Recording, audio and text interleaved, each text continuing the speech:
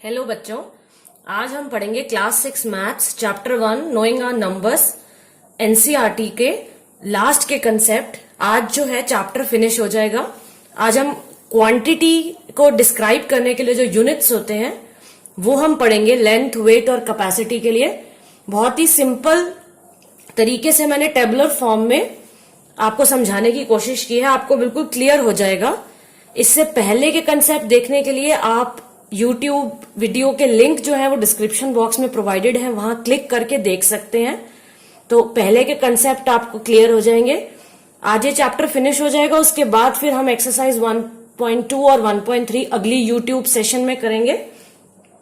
इस वीडियो को एंड तक देखिएगा बच्चों, तो आपको ये कंसेप्ट बहुत सिंपल तरीके से मैं आपको 2-3 एग्जाम्पल्स, इंटरेस्टिंग एग्जाम्पल के साथ समझाऊंगी।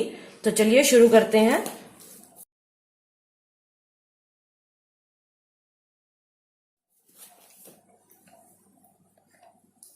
देखो बच्चों, 3 चीजें हमारी डेली लाइफ में यूज होती हैं। लेंथ को डिनोट करने के लिए यूनिट, वेट को डिनोट करने के लिए यूनिट और कैपेसिटी को डिनोट करने के लिए यूनिट। ये टेबल आपको एनसीईआरटी में नहीं मिलेगी, ये मैंने आपके लिए सिंपल वे में बनाई है। लेंथ के लिए बेसिकली हम क्या करते हैं, किलोमीटर से शुरू करते हैं और मिलीमीटर तक जाते हैं। किलोमीटर, हेक्टामीटर, डेकामीटर, फिर बीच में आता है मीटर, फिर डेसीमीटर, सेंटीमीटर और मिलीमीटर। आपने सुना होगा कि सपोज आपको टीचर कहती है कि ये क्लासरूम की मेजरमेंट लीजिए, तो आप क्या यूज करेंगे? कहते हैं मीटर में नापिए। अगर हमें कोई छोटी चीज नापनी है तो हम उसे कैसे नापेंगे? सेंटीमीटर में नापेंगे। जैसे कि आप अपनी पेंसिल की थिकनेस या लेंथ मेजर करेंगे तो वो आप सेंटीमीटर में करेंगे। और थिकनेस के लिए भी हम क्या यूज करते हैं, क्योंकि थिकनेस तो बहुत कम है पेंसिल की, उसके लिए हम मिलीमीटर यूज कर लेते हैं। तो जितनी छोटी क्वांटिटी होगी उसके लिए हम पहले मिलीमीटर से शुरू करेंगे। अगर थोड़ी बड़ी होगी तो सेंटीमीटर, अगर ज्यादा बड़ी है तो मीटर, और अगर किलोमीटर बहुत बड़ी के लिए, जैसे दिल्ली और बॉम्बे के बीच का डिस्टेंस हम कैसे मेजर करते हैं? किलोमीटर।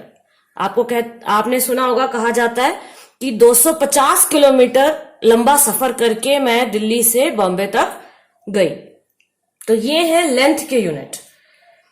अब देखो बच्चों, ये बीच में लिखे जाते हैं, मीटर बीच में आता है, इन 3 के बीच में मीटर आता है। अगर हम इस तरफ को जाते हैं तो कैपेसिटी बढ़ती है, और अगर हम इन सेंटर के यूनिट से इस तरफ को जाते हैं तो कैपेसिटी कम होती है। कैसे? 1 किलोमीटर। अब 1 किलोमीटर जो है उसमें 1000 मीटर है। कैसे? जहां से हम शुरू करते हैं उसके आगे आगे तक जाते हैं तो एक एक जीरो डालते जाते हैं। तो 1 किलोमीटर में कितने मीटर होंगे? पहले हेक्टामीटर की 1 जीरो, फिर डेकामीटर की 1 जीरो और फिर मीटर की 1 जीरो। तो 1 किलोमीटर में कितने मीटर हो गए? 1000 मीटर। इसी तरह से 1 मीटर में कितने मिलीमीटर होंगे? 1 metre is how many millimetre? फिर से आगे जाएंगे, डेसीमीटर की 1 जीरो, फिर सेंटीमीटर की 1 जीरो और फिर मिलीमीटर की 1 जीरो। तो 1 मीटर में 1000 मिलीमीटर है। तो ये आपको वैसे भी याद होना चाहिए, इजी वे में यूज करने में, क्वेश्चंस में, कि 1 kilometre is equal to 1000 metre और 1 metre is equal to 1000 millimetre. अब 1 मीटर में सेंटीमीटर कितने होंगे? 1 मीटर इज इक्वल टू कितने सेंटीमीटर? पहले एक डेकामीटर की 0 और फिर एक सेंटीमीटर की 0। तो 1 metre is equal to 100 centimetre. तो इस तरह से हम निकाल लेते हैं। और अगर हम इस तरफ से लेफ्ट में जाएंगे तो क्या होगा? फिर उस केस में क्या होगा? उस केस में अपॉन में चला जाएगा।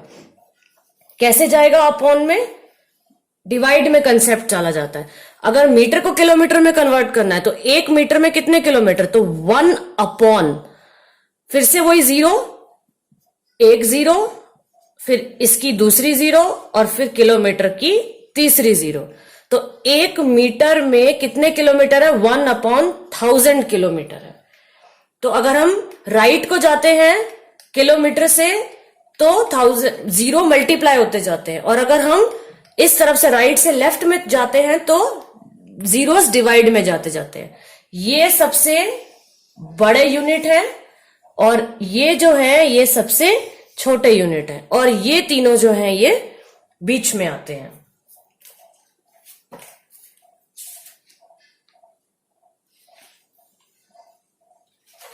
तो ये सबसे सिंपल टेबल है आपके लिए, जिससे आपको ये किलोमीटर हेक्टामीटर का कंसेप्ट समझ आ जाएगा। अब देखिए, मैं आपको कुछ और एग्जाम्पल से समझाती हूं कि हम डेली लाइफ में जो चीजें यूज करते हैं उसके ऊपर ये चीजें कैसे लिखी होती हैं, तो वो मैं आपको बताती हूं।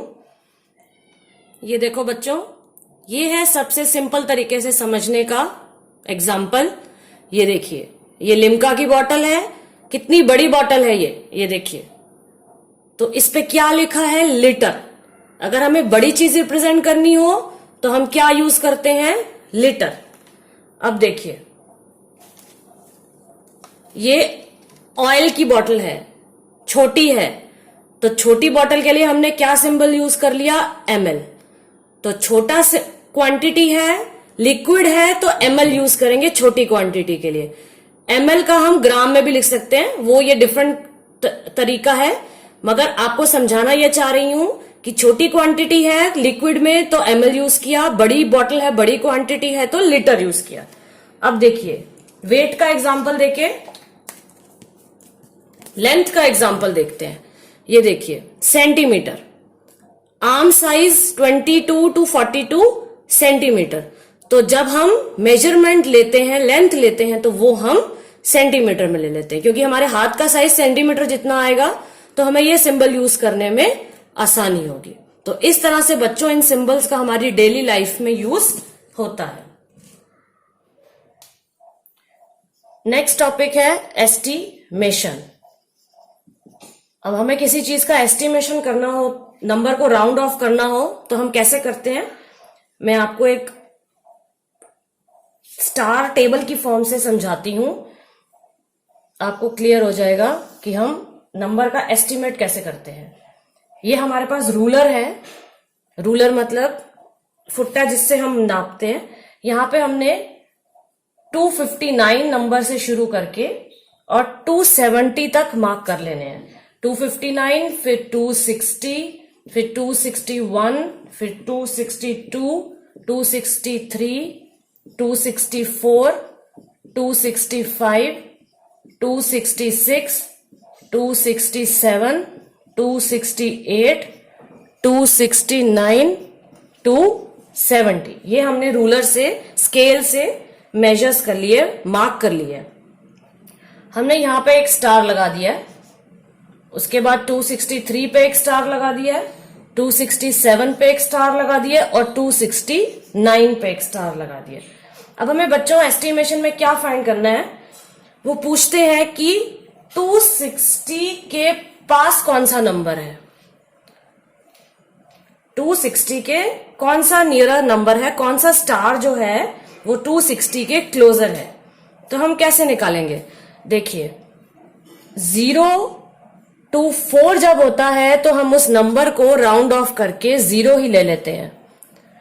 अगर 6 to 10 के बीच में नंबर होता है तो उसे हम राउंड ऑफ करके 10 ले लेते हैं।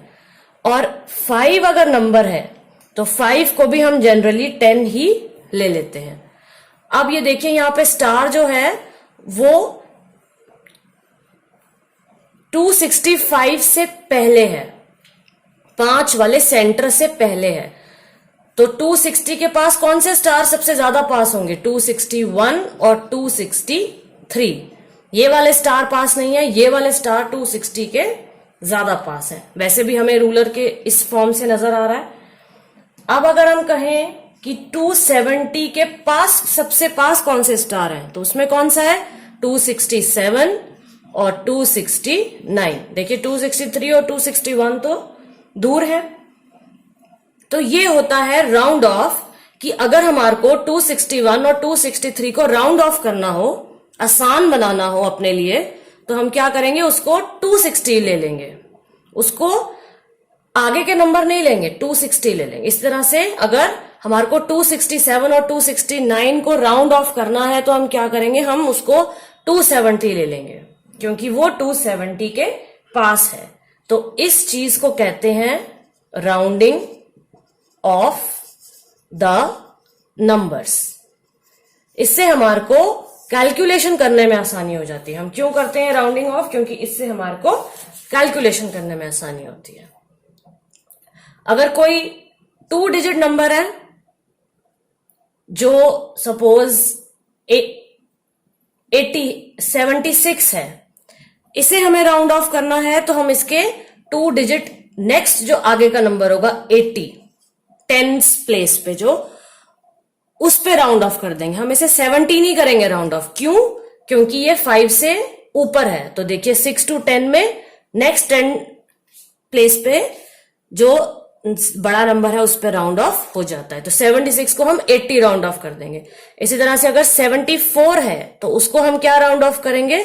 70। इसको हम 80 नहीं करेंगे, इसको हम 70 करेंगे।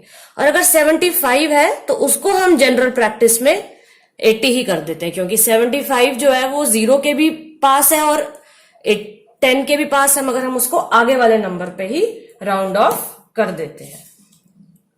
तो इस तरह से ये राउंडिंग ऑफ की जाती है।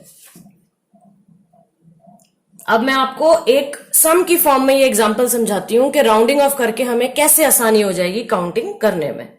अब देखो बच्चों, हमें सम निकालना है इसका एस्टिमेट राउंड ऑफ करके। तो अब देखिए 4 डिजिट नंबर है, तो हम 5290 को राउंड ऑफ कैसे करेंगे? अब हम इसको क्या 5000 राउंड ऑफ करेंगे या 6000 राउंड ऑफ करेंगे? तो हम देखेंगे कि 5 के नंबर को हमें राउंड ऑफ करना है। नेक्स्ट नंबर क्या है? 2। तो 2 जो है वो किस में आता है? 0 to 4 के बीच में आता है। तो इसका मतलब पहले वाले नंबर पे राउंड ऑफ हो जाएगा। तो इसको हम राउंड ऑफ कर देंगे 5000। और इसको कैसे राउंड ऑफ करेंगे 17,000 को? अब देखिए 17,000 में नेक्स्ट नंबर 9 है। तो 9 जो है वो 6 to 10 के बीच में आता है। तो इसका मतलब हम 10 वाले पे राउंड ऑफ कर देंगे। इसका मतलब एक नंबर आगे चले जाएंगे। तो 17,986 को हम 18,000 राउंड ऑफ कर देंगे। तो अब हमारे को देखिए 18,000 का सम निकालने में आसानी है। हमारे पास सारे 0 0 है ना, क्योंकि 0 में 0 ऐड करो तो 0 आता है। तो ये देखिए 8 और 5 13, एक कैरी ओवर 1 और 1 2। तो ये हमारे को एक इजी सम मिल गया। ये हमने एक सिंपल एस्टिमेट लगा लिया राउंड ऑफ करने से। अब अगर हम 7986 को 5290 के साथ ऐड करें तो देखिए हमारे को जनरल प्रैक्टिस में कितनी काउंटिंग करनी पड़ेगी? पहले 6 + 0 6, उसके बाद 9 में 8 ऐड करना पड़ेगा, फिर कैरी ओवर, फिर 9 + 2, फिर कैरी ओवर, फिर 17 + 5। यहां हमें 0 मिल गए, कैलकुलेशन इजी हो गई। तो अगर हमारे को किसी दुकान पे सामान लेना है और उसे हमें लमसम पैसे देने हैं तो हम क्या करते हैं? भाई लमसम बताओ कितने पैसे देने हैं। तो हम उसको राउंड ऑफ करके अपने लिए आसान कर लेते हैं। यहां पे जो वैल्यू आएगी सपोज 22,986 जो भी वैल्यू आई, तो इतना खुले पैसे हम कहां से लाएंगे? तो हम उसे कहेंगे ये लो तुम इतने पैसे ले लो। तो ये है बच्चों राउंडिंग ऑफ का यूज। नेक्स्ट कंसेप्ट है एक्सपैंडिंग ब्रैकेट्स। अब अगर हमारे को ब्रैकेट को एक्सपैंड करके आंसर निकालना है तो हम कैसे निकालेंगे? एक एग्जांपल से आपको समझाती हूं। सपोज हमें 7 × 109 को मल्टीप्लाई करना है। तो जनरली हम क्या करेंगे? वाले 109 लिखेंगे, फिर यहां 7 लिखेंगे, मल्टीप्लाई का साइन लगा के फिर हम इसको मल्टीप्लाई करेंगे। 9 7 10 63, 6 कैरी ओवर, तो यहां पे मल्टीप्लाई करेंगे 6 और फिर यहां पे 7। तो इस तरह से इसे हम आसान कैसे करेंगे? ब्रैकेट के थ्रू। कैसे यूज करेंगे ब्रैकेट? देखिए 7 × 109 को कैसे लिख सकते हैं? 100 + 9 ऐसे भी लिख सकते हैं। अब हमारे लिए आसान हो जाएगा। अब क्या है? 7 को पहले 100 से मल्टीप्लाई करेंगे, प्लस फिर 7 को 9 से मल्टीप्लाई करेंगे। तो ये हमारे पास क्या आ गया? 7 × 100 700 और 7 9 द 63। अब देखिए 0 में 63 ऐड करना आसान है। 0 + 3 3, 0 + 6 6 और 7 ऐसे का ऐसा नीचे उतार लिया। तो आंसर क्या आ गया? 763। तो इस तरह से हम ब्रैकेट्स का यूज करके अपनी कैलकुलेशन को और इजी कर लेते हैं। चलिए बच्चों, अब इस चैप्टर के लास्ट कंसेप्ट की तरफ आगे बढ़। देखो बच्चों, वैसे हम 1 2 3 4 5 6 नंबर्स यूज करते हैं, मगर रोमन न्यूमरल्स भी हमारी काउंटिंग में, हमारी कैलकुलेशन में हमें इजी वे प्रोवाइड करते हैं। आपने घड़ी देखी होगी, इस तरह की घड़ी भी होती है, एक नंबर्स के साथ होती है, यहां पे 12 बजे, फिर 1, फिर 2, फिर 3, फिर 4, फिर 5 और फिर 6, मगर आपको ऐसी घड़ी भी मिल जाएगी। तो ये होता है रोमन न्यूमरल। इसी तरह से आपकी जो टीचर आपका टाइम टेबल बनाती है वो भी न्यूमरल्स का यूज करती है, रोमन न्यूमरल्स का। तो ये होते क्या है, वैसे हम नंबर लिखते हैं 1 2 3 4 5 6 7 8 9 10। इनको हम रोमन की फॉर्म में कैसे लिख सकते हैं, 1 2 3 4 5 6 7 8 9 और 10, इस तरह का सिंबल हम यूज करते हैं। अगर 11 हो तो हम इस तरह से यूज करते हैं, और अगर 12 हो तो हम इस तरह से यूज करते हैं, अगर 20 हो तो हम इस तरह से यूज करते हैं। 10 से मिलके 20 बना, इसलिए हमने इसको ऐसे लिख दिया।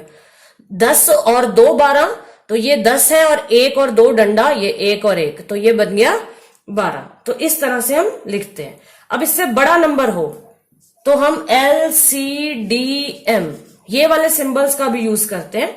L रिप्रेजेंट करता है 50 नंबर को, C रिप्रेजेंट करता है 100 नंबर को, D रिप्रेजेंट करता है 500 को, और M करता है 1000 को।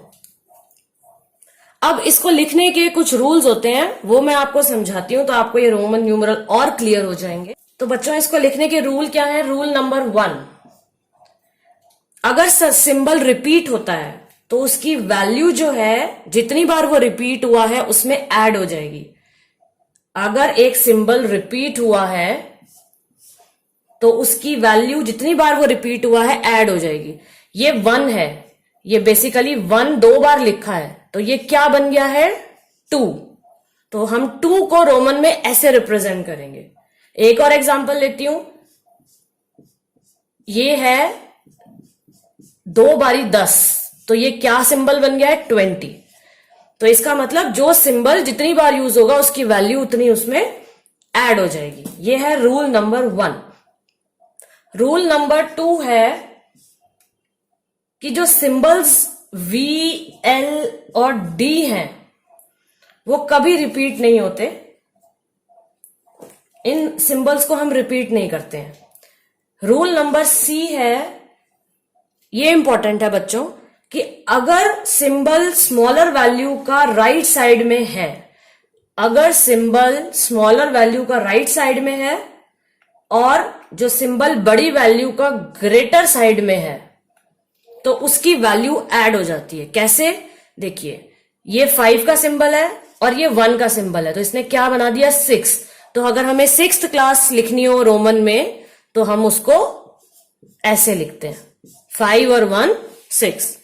तो अगर छोटा सिंबल राइट साइड में है और बड़ा सिंबल लेफ्ट साइड में है तो वैल्यू ऐड हो जाती है। एक और एग्जांपल लेते हैं,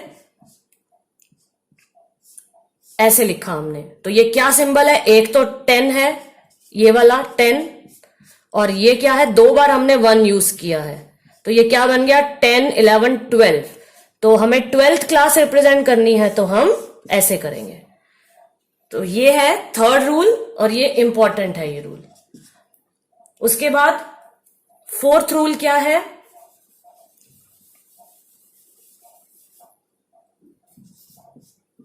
बच्चों 4th रूल है, अगर सिंबल छोटी वैल्यू का राइट साइड में लिखा है और बड़ी अगर सिंबल छोटी वैल्यू का लेफ्ट साइड पे लिखा है और बड़ी वैल्यू का राइट साइड पे लिखा है, तो वो वैल्यू राइट वाले में से लेफ्ट की माइनस हो जाती है। देखिए, ये है 5 और ये है 1, तो ये क्या बन गया, 4। तो ये हमने क्या किया है, क्लास 4 को रिप्रेजेंट किया है। तो बड़ा सिंबल आया राइट पे, छोटा सिंबल आया है लेफ्ट पे, तो वैल्यू राइट में से लेफ्ट की माइनस हो गई है। एक एग्जांपल और देखते हैं, ये हमने कौन सी क्लास लिखी है, देखिए, बड़ा सिंबल राइट में आया है, छोटा सिंबल लेफ्ट में आया है, तो 10 - 1 हो जाएगा, तो ये क्या हो जाएगा, 9। तो ये हमने कौन सी क्लास लिखी है? 9th class. तो ये है रूल नंबर 4 और ये भी इंपॉर्टेंट है। आप इन रूल्स को समझ लेंगे तो ये रोमन सिंबल लिखने आसान हो जाएंगे। इस एग्जाम्पल से आपको ये रोमन सिंबल और क्लियर हो जाएगा। एग्जाम्पल 69 के लिए हमें रोमन सिंबल लिखना है। कैसे लिखेंगे? अब 69 के लिए तो कोई सिंबल होता नहीं है, तो हम इसे तोड़ देंगे। 60 + 9। अब फिर से 60 के लिए कोई सिंबल नहीं होता, 9 के लिए तो होता है। अभी हमने ये क्लास 9th वाला एग्जाम्पल किया, तो 60 को हम कैसे लिख देंगे? फिर से 50 + 10, क्योंकि 50 के लिए सिंबल होता है। 50 के लिए क्या सिंबल है? L, और 10 के लिए क्या सिंबल है? X, और 9 के लिए तो हमने 9 लिख ही दिया। तो ये सारे सिंबल को हम इस तरह से जोड़ के ऐसे लिख देंगे। तो ये बन गया LX 1X। एक और एग्जांपल से समझाती हूं। 98। अब इसे कैसे तोड़ेंगे? 98 का तो सिंबल है नहीं। 90 + 8। अब 8 का सिंबल तो है ऐसे वाला। 90 का क्या होगा? 100 में से 10 माइनस कर देंगे तो हमारे को 90 का सिंबल मिल जाएगा। 100 का सिंबल क्या है? C।